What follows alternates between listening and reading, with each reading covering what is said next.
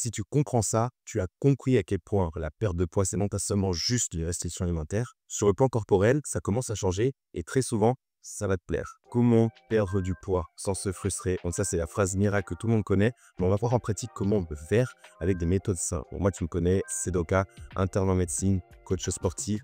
Je suis pas mal de coachs au quotidien pour pouvoir leur faire élever leurs objectifs, à savoir perdre du poids ou prendre de l'aspect musculaire. Voilà, de plus en plus, on rentre dans une mode de perdre du poids. Après, ce qu'il faut bien savoir, c'est qu'il y a perdre du poids et perdre du poids. Mais ça, je vais t'expliquer, donc reste bien jusqu'à la fin de la vidéo pour comprendre la nuance. Avant ça, n'hésite pas à t'abonner, liker la vidéo et on est parti. Je vais te donner des conseils pour pouvoir perdre du poids de manière saine, durable et surtout sans te frustrer et bien gérer au quotidien dans ton emploi du temps. Donc déjà, il faut savoir, et ça c'est la première chose, c'est la chose la plus importante, il faut que tu comprennes la notion de balance calorique. C'est-à-dire que tu vas avoir d'un côté le déficit, de l'autre côté de la balance, des gains en calories.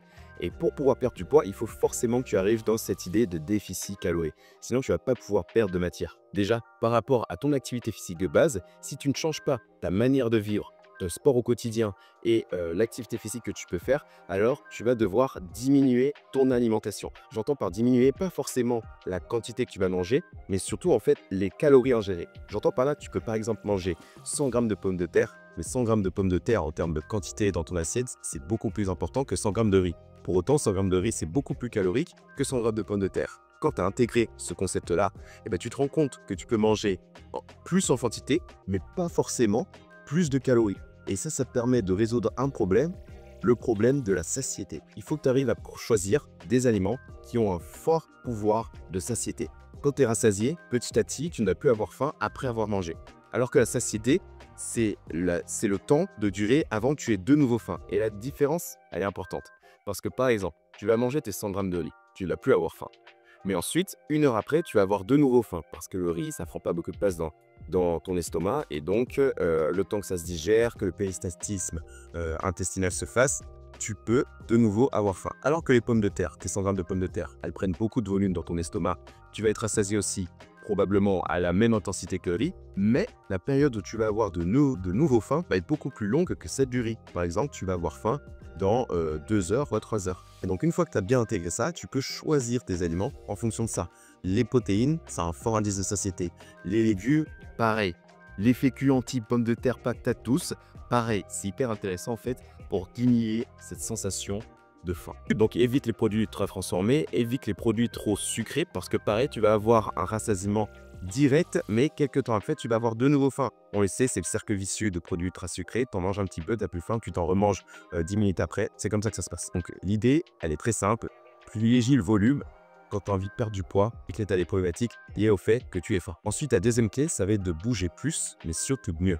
Ce qu'il faut que tu comprennes, c'est que dans l'activité physique, tu as le sport, mais tu as aussi faire ton ménage, marcher à ton travail, faire du vélo jusqu'à ta salle de sport. C'est tout ça. En fait, c'est tout le mouvement que tu crées au quotidien dans ta journée qui constitue l'activité physique. Et donc, il faut que tu arrives à développer plus d'activité physique pour avoir un métabolisme de fond plus important. Donc pour ça, par exemple, tu peux marcher, ça fonctionne super bien. Tu peux t'acheter un tapis de course, marcher quand tu travailles devant ton ordinateur, faire une session ne serait-ce que de 30 minutes ou alors devant ta série. Moi, c'est ce que je fais. Dès que je regarde une série où je suis pas assis et que j'ai pas besoin de trop réfléchir, je me mets sur mon tapis de course et je regarde la série en marchant. Et ça te permet de créer du mouvement et de faire ce que tu as envie de faire. Après, je comprends quand tu as besoin d'être un petit peu plus concentré, d'avoir un effort intellectuel un peu plus important. C'est vrai que marcher, parfois, ça peut être problématique. Il faut avoir vraiment une cadence très basse, très douce, avec une amplitude de pas assez petite, pour éviter de devoir réfléchir au pied que tu vas mettre devant l'autre à une cadence trop importante. Mais franchement, moi, je t'invite vraiment à augmenter cette activité physique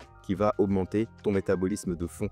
Et ça, si tu arrives à le faire sans même modifier ton alimentation, et imaginons que tu as une alimentation, par exemple, de maintien, tu brûles 2000 calories et tu manges 2000 calories, le simple fait de rajouter, par exemple, 5000 pas à ta journée, ça va augmenter ton activité physique. Tu vas non plus brûler 2000 calories, mais par exemple 2100. Et donc, l'équivalent de ce que tu mangeais déjà, tu vas le garder. Donc, tu ne vas rien changer à ton alimentation. Mais pour autant, ton corps, lui, il va brûler plus. Et donc, ça va beaucoup mieux passer dans ta perte de poids plutôt que de simplement avoir une restriction pure et dure sur l'alimentation.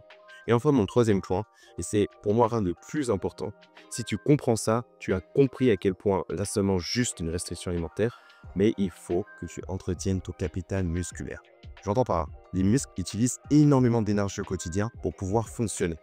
Donc, augmenter ton capital musculaire, et je te demande pas d'être Arnold Schwarzenegger, juste à ton échelle, augmenter ton capital musculaire, c'est augmenter naturellement ton métabolisme et donc brûler des calories en continu. Et en fait, tu le vois, tu te demandes des fois pourquoi ce mec ou cette meuf-là, elle peut manger ce qu'elle veut et elle grossit pas. Mais c'est parce qu'elle a un capital musculaire qui est assez élevé. Après, il y a forcément des variations génétiques. Il y en a qui perdent plus, il y en a qui perdent moins. Mais on peut tous perdre des calories en augmentant son capital musculaire. Et ça, c'est hyper important. Et si tu l'intègres bien, tu vas avoir plein d'avantages. Déjà, ça va t'aider à perdre du poids, premièrement. Ensuite, sur le plan fonctionnel, ne serait-ce que pour porter des charges lourdes, porter tes courses, des efforts d'endurance, je ne sais pas, aller marcher ou des choses comme ça, tu vas beaucoup mieux supporter ces types d'efforts-là avec un capital musculaire entretenu. Et en plus de ça, tu vas te rendre compte qu'en fait, tu étais obnubilé par ta perte de poids, probablement les chiffres sur la balance, mais en fait, tu vas te rendre compte au fur et à mesure que c'est plutôt la vision que tu as de toi-même vis-à-vis du miroir et avoir un capital musculaire entretenu, mais le minimum. Tu vas te rendre compte déjà que sur le plan corporel, ça commence à changer et très souvent, ça va te plaire. Après, c'est persuasif. Moi, c'est mon avis sur la question. C'est souvent ce que je me rends compte avec pas mal de mes coachés aussi, qui à la base voulaient juste passer de, je donne un exemple, de 70 à 60 kilos. En fait, des fois, on s'arrête à 65 parce que musculairement, on commence à se développer et on commence à trouver quelque chose d'intéressant. La personne se sent mieux, tolère mieux la fatigue, tolère mieux l'effort, tolère mieux la douleur. Et ça, c'est grâce justement à des exercices de renforcement dans l'entretien de capital musculaire. Donc, je t'invite vraiment à faire ces 3 points-là. Si tu as d'autres conseils que tu penses qui seraient importants pour perdre du poids, n'hésite pas à me le dire en commentaire. Si tu as des difficultés ou tu aimerais qu'on traite d'autres sujets, pareil, n'hésite pas, tu likes, tu partages, tu t'abonnes et on se voit pour le prochain.